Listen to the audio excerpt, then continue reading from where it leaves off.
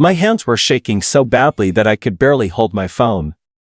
It was the morning of my wife's funeral, and my son hadn't answered a single one of my calls. I stood in the bedroom we had shared for 38 years, straightening my tie in the mirror, and I kept telling myself there had to be a reason. A flat tire. A dead phone. Something.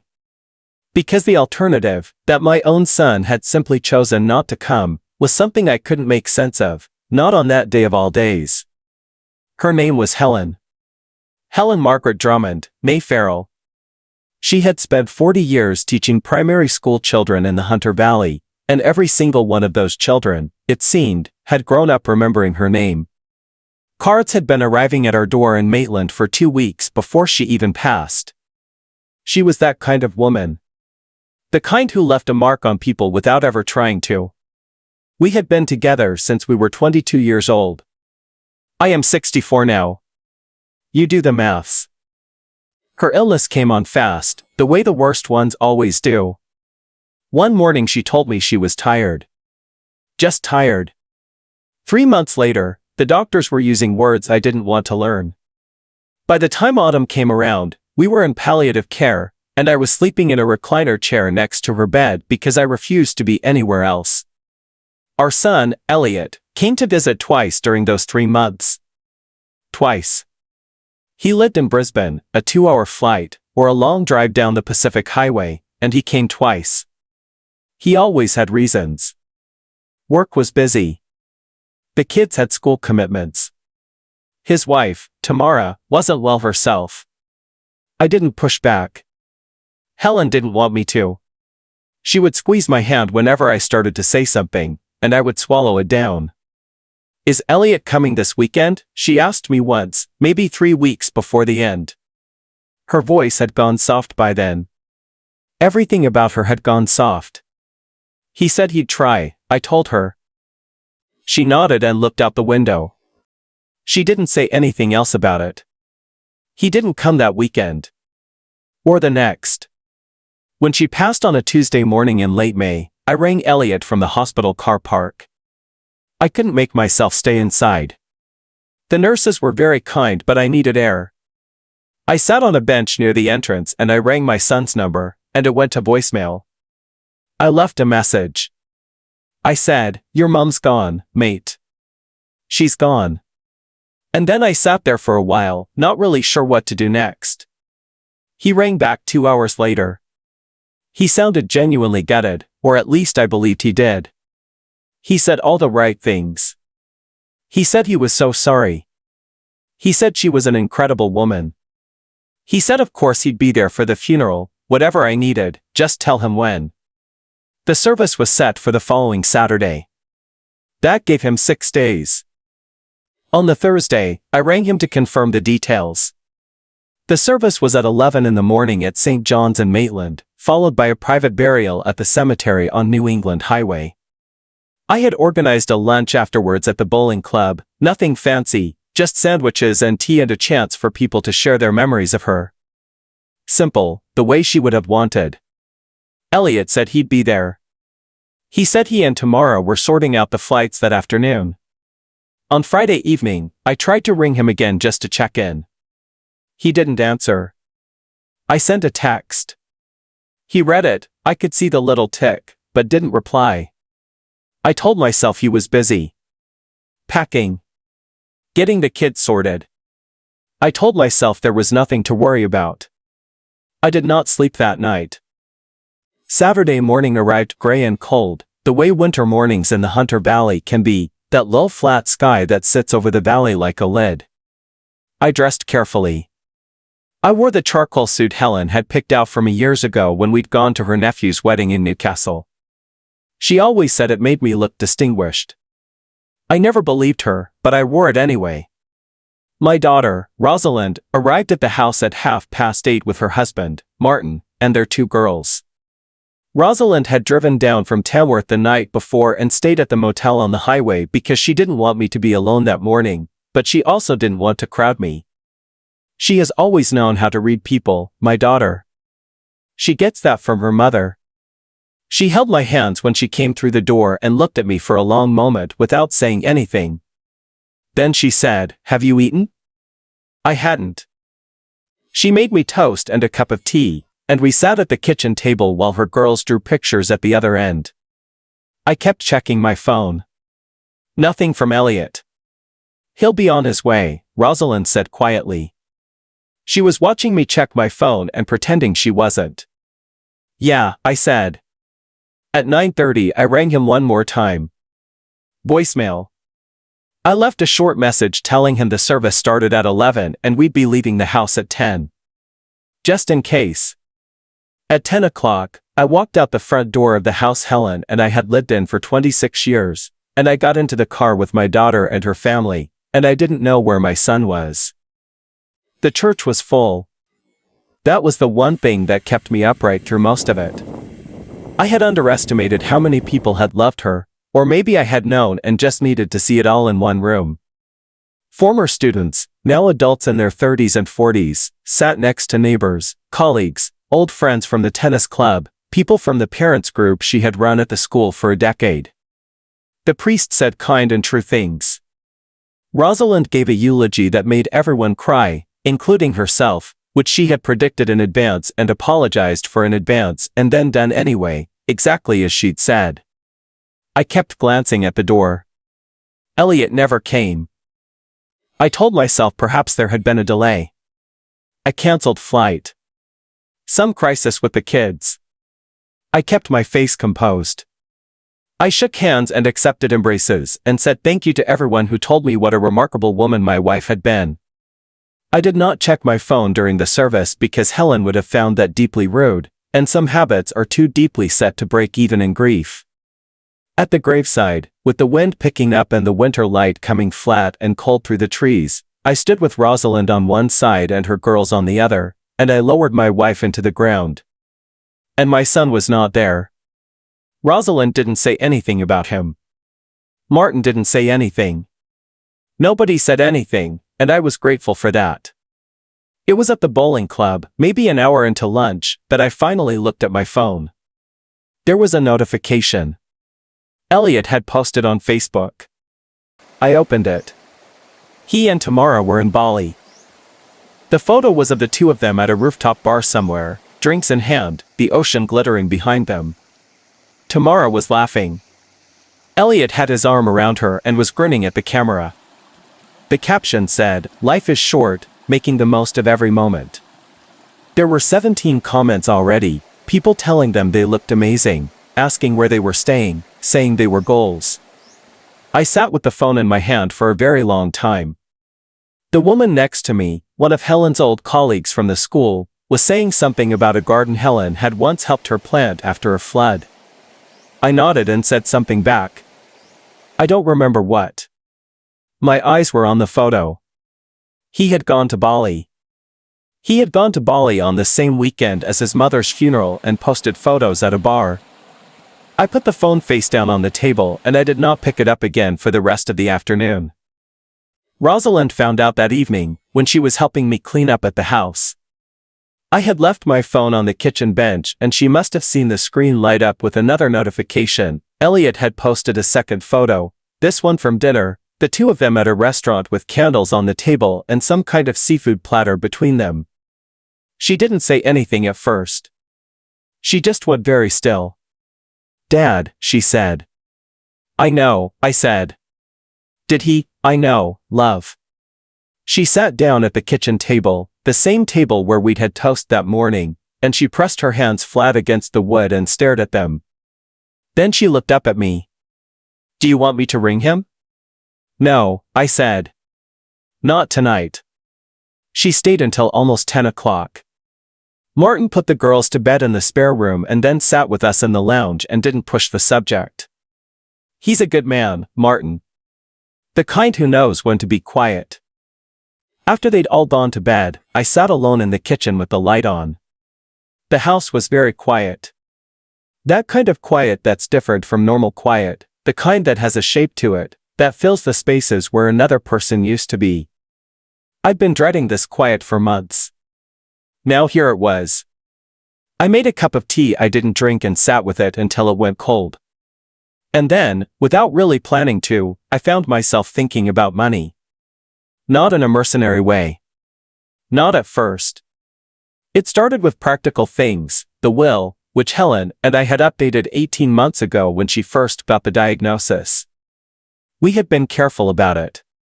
We had a solicitor in Maitland, a woman named, well, it doesn't matter her name. She had helped us put things in order. The house, the small investment portfolio we'd built up over the years. We talked through all of it together, Helen and I, sitting across from each other in that office with the Queensland maple desk. We had made it simple. The house to me. The super to me. The investment split between Rosalind and Elliot when I passed, or earlier if I chose. A few charitable bequests to causes Helen cared about. Standard stuff. Ordinary stuff. The kind of thing you do and then put in a filing cabinet and hope you never need to think about again. But now, sitting in my kitchen the night of my wife's funeral, I found myself thinking about that filing cabinet. He rang the following Tuesday. 4 days after the funeral. I was in the back garden when my phone buzzed. I had been trying to do something useful, turning the compost, which Helen had always managed and which I had neglected for 2 months. It seemed like something to do. His voice when I answered sounded off in a way that was hard to pin down. Too careful. The way someone sounds when they've rehearsed what they're going to say and are monitoring themselves as they say it. Dad, he said. I'm sorry I missed the service. I didn't say anything. There was a lot happening. Tamara and we've been going through some stuff. We needed to get away. I didn't handle the communication well and I'm sorry about that. Still nothing from me. Dad. Are you there? I'm here, I said. I know it would have been hard for you. I know you needed me there and I let you down. I'm sorry. It was a decent apology on paper. The right words in the right order. But something about the rehearsed quality of it made it land wrong. Where were you? I asked. A pause. Bali. I know you were in Bali. I saw the photos. Another pause. Yeah. You posted them on Facebook during your mother's funeral. I wasn't thinking about the timing. The first one went up at 12:43 in the afternoon, I said. The service finished at 12:15. Silence. I hadn't meant to have that number ready. I had just remembered it, the way you remember things you look at when your hands are shaking. Dad, I know how bad this looks, do you? I do. And I'm not making excuses. I needed you to know that I love you, and I loved Mom, and I want to be there for you going forward. I stood in the back garden with the compost fork in my hand and looked at the lemon tree Helen had planted the year we bought the place. It was 26 years old now, that tree. It had never once failed to produce lemons. All right, I said. I hear you. Can Tamara and I come down and see you? Maybe next weekend? Give me some time, I said. I'll be in touch. I hung up and stood there for a while. Then I went inside and rang the solicitor. She came to the house 2 days later, which I appreciated. I told her what had happened, not all of it, just the relevant parts, and I asked her what my options were. She listened carefully, the way good solicitors do, with a notepad in her lap and a look on her face that gave nothing away. When I finished, she said, the will as it stands is entirely within your control to change, if you want to. Nothing is locked in. What would the process look like? I asked. She explained it to me. It wasn't complicated. Helen had left her portion of the estate to me, and I now had full discretion over what happened to my own estate when the time came. The investments, the house, all of it. I could leave it however I chose. I don't want to be hasty, I said. Of course not, she said. This is a decision you can take as much time as you need on. But it's worth knowing your options. I made her another cup of tea. She'd said no to the first one, yes to the second, and we talked for another hour. By the time she left, I hadn't made any final decisions. But I had a clearer picture of where things stood. That evening I rang Rosalind. I told her about the call with Elliot, and the visit from the solicitor. She listened without interrupting, which is something she's good at. When I finished, she said, "What do you want to do, Dad?" "I don't know yet," I said. "But I want to be deliberate about it. I don't want to do something in anger that I regret later." "That sounds right," she said. "But I also think some things have to change." "Yeah," she said quietly. "I think so too." Elliot and Tamara came down the following Saturday. I had agreed to it partly because I believed in hearing people out, and partly because I wanted to see his face when he talked to me. You learn things from faces that you can't learn from phone calls. They arrived at 11 in the morning. Tamara brought a bottle of wine, which felt off given that it was 11 o'clock on a Saturday and we were meeting for what was obviously a difficult conversation, but I thanked her and put it on the bench. Elliot looked tired.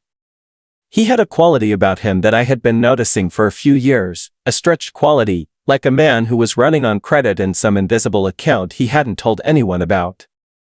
We sat in the lounge room. I offered tea. Tamara took it. Elliot asked for a glass of water. For the first 20 minutes or so, Elliot talked about what had been going on in his life. He had been careful to frame it as context, not excuses, but context can shade into excuses very easily if you're not careful, and I noticed that he was working hard at the framing. There had been pressure at work. There had been some financial strain, he said it carefully, like a man stepping over something in the dark. He and Tamara had needed the trip to reconnect. He knew the timing was devastating and he would regret it for the rest of his life. He used the phrase, "I've been doing some reflecting," 3 times. I counted. "I want to ask you something directly," I said, when he paused. "Okay," he said. "When did you book the Bali trip?" He glanced at Tamara. Just a quick glance, the kind that happens automatically. "We booked it in early April," he said. Helen had passed in late May. The funeral had been the first Saturday in June. "So you knew about it," I said. "When we spoke on the phone after your mom died. When you told me you'd sort out flights to come down. You already had a trip booked." He didn't deny it. "I was going to cancel it," he said. "And then?" "I didn't." The room was quiet for a moment. "Why not?" I asked. He looked at his hands. "I don't have a good answer for that, Dad." It was the most honest thing he'd said since he'd arrived. I nodded slowly. "All right," I said. "I appreciate you being straight with me about that." We talked for another 2 hours. By the end of it, nothing was resolved exactly, but the air was clearer. Elliot was sorry, genuinely, I believed, or at least the part of him that was capable of genuine feeling was sorry. But sorry and accountable are different things, and I wasn't ready to conflate them. When they left, Tamara gave me a hug at the door that lasted a beat too long, the kind of hug that carries an agenda. I thanked them for coming and told Elliot I'd be in touch. It was about 3 weeks after that visit that I found the letter. I had been going through Helen's things, a process I had been putting off for weeks, working up to it in small increments. A drawer one day. A shelf the next. The wardrobe, which I had avoided the longest, because it still smelled of her, some combination of the particular soap she used and something underneath that I couldn't name and had never needed to name because it had simply always been there, in every room she'd ever been in. The letter was in a shoebox on the top shelf of her wardrobe. The shoebox held other things, birthday cards, a few photos, a small piece of sea glass that I recognized from a beach holiday in Marimbula probably 15 years ago. And an envelope, sealed, with my name written on the front in her handwriting. I sat on the edge of the bed and held it for a while. Then I opened it. She had written it in February. 3 months before she passed, when she had still been well enough to sit at the kitchen table for an hour at a time. I recognized the stationery, a writing pad she'd had for years that she bought from a shop in the main street. Blue lines, cream paper. The letter was 7 pages long. I am not going to put down everything she wrote, because some of it belongs only to me. But there are parts of it that matter to this story, and I'll try to do justice to them. She started by saying she wanted to tell me some things she hadn't been able to say out loud, because saying them out loud felt too much like admitting she wasn't going to get better. And she had spent so long trying to stay hopeful that putting certain things in writing had been the only way she could be honest. She said she loved me in the particular and specific way that only comes from knowing someone for a very long time, not the blazing kind from when you're young, but something steadier and more durable, the kind that knows where you leave your reading glasses and what makes you laugh at 3 in the morning and how you take your tea when you're sad, 2 sugars, when normally you take none. And then she said she had been worried about Elliot for a long time. She wrote it carefully, the way she had always been careful with difficult things. She wasn't condemning him. She said she understood there was something in him that had been hard since he was young, a restlessness, a tendency to reach for things that were just out of his grasp and then resent the reaching. She had tried to understand it and had not always succeeded. She had also, she wrote, made the mistake of trying to fix it when fixing it wasn't hers to do. She was sorry for that. But she had noticed things in the past few years. Small things, individually. Together, they added up to a picture she didn't like. The way his phone calls had tapered off since their father and I had started putting money away more seriously. The questions about what would happen to the house. A comment Tamara had made at Christmas 3 years ago about the property market in Maitland that had seemed casual at the time but hadn't quite left Helen's mind.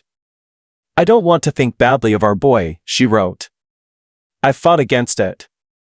But I also love you too much to leave things to chance. She had, she explained, made some changes. Several months earlier, Helen had spoken with the solicitor, the same one we'd used together, a woman Helen had always trusted more than I realized, and had quietly moved a substantial portion of our combined savings into a separate account that was structured in a specific way. An account that Elliot would not know existed. She gave me the details, account numbers, the contact at the solicitor's office, with the precision of someone who had thought it through very carefully. She also told me the names of 2 other people I should speak to. People who could help me understand what my options were, and who could help me make sure that what we had built together over 38 years ended up somewhere that meant something.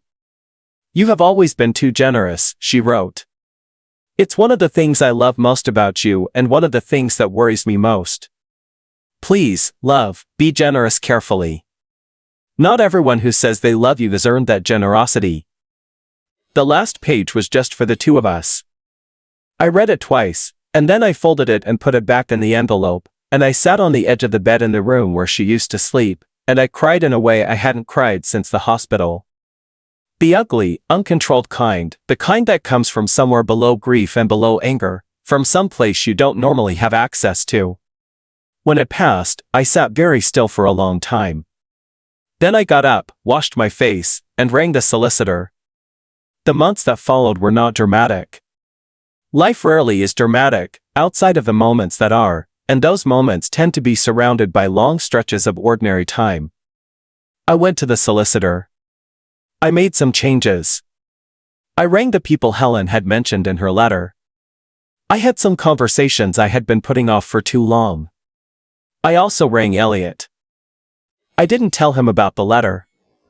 I didn't tell him about the account changes, or the conversations with the solicitor. I simply told him that I had been doing a lot of thinking, and that I had made some decisions about my affairs, and that those decisions were mine to make and I had made them thoughtfully and with Helen's wishes in mind. He was quiet for a moment. What does that mean exactly? He asked. It means I put things in order, I said. Dad, if this is about the funeral, it's about a lot of things, I said. The funeral is part of it. But so is the pattern of behavior I've watched over the past several years. The visits that didn't happen. The conversations we didn't have while your mom was sick. The fact that you had that trip booked while you were telling me you'd sort out flights. I said I was sorry, I know you did. And I heard you. But apologies and accountability are different things, and I've been confusing them for too long. Another silence. Longer this time. So what does this mean for us? He asked. That depends entirely on you, I said. I'm not writing you off. I'm not telling you we're finished. I'm your father and that doesn't change. But I am telling you that the door isn't going to be as wide open as it's been, and that's a decision I've made with a clear head. If you want to change what things look like between us, I'm here for that conversation. But I need you to understand that the work is yours to do. He didn't say anything for a while. Then he said, "Okay, Dad." "All right," I said. We spoke for a few more minutes about nothing important. When we hung up, I went outside and stood in the back garden for a while. The lemon tree had started flowering again. Tiny white blossoms with that sharp, clean smell that always catches you by surprise. Helen would have liked to see it. It has been just over 6 months now since the funeral. The house is quiet in a way I am slowly making peace with, though I won't pretend it doesn't still catch me off guard sometimes, a particular hour of the afternoon, or a Saturday morning, or the way the light comes in through the kitchen window in winter, which is different from the way it comes in at any other time of year. Rosalind rings every few days. She and Martin and the girls drove down last school holidays and stayed for a week, and we went out to the vineyards one afternoon and ate lunch on a veranda and drank more wine than any of us strictly needed. It was a good day. The kind that sneaks up on you. Elliot and I have spoken several times. The conversations are careful, like two people finding their footing on unfamiliar ground. He has not asked me again about the will or the estate. I have not volunteered anything. What happens next between us will depend on what he does, not what he says. Helen knew that. She knew it long before I was ready to see it. I think about her letter often. The precision of it, the care she had put into it, the fact that she had been worrying about me and thinking ahead even in the middle of everything she was going through. 42 years, and she was still looking after me. I don't know if I deserve that. I don't know if deserving is the right word for what we give the people we love. What I do know is this: she spent her life showing up. To her students, to her friends, to her family, to me. She showed up when it was inconvenient. She showed up when she was tired. She showed up on the worst days and the ordinary days and all the days in between. And in the end, she showed up one final time, from a shoebox on the top shelf of a wardrobe, in handwriting I would recognize anywhere in the world. That is the kind of person I want to be, and the kind of love I want to honor. Not with words. With the choices I make, day after day, about who I show up for and why. If there is anything I have learned from all of this, from Helen's illness, from losing her, from the funeral, from everything that came after, it is that love is not a feeling you have. It is a practice you choose. And the people in your life will know, in time, whether you have chosen it or only claimed it. Elliot is 36 years old. He has time to choose differently. I hope he does. But that hope belongs to him to carry, not to me. And as for me, I have the lemon tree, and the letters, and a daughter who drives 5 hours to make sure her old man eats breakfast on the worst day of his year. That is not nothing. In fact, some days it feels like everything.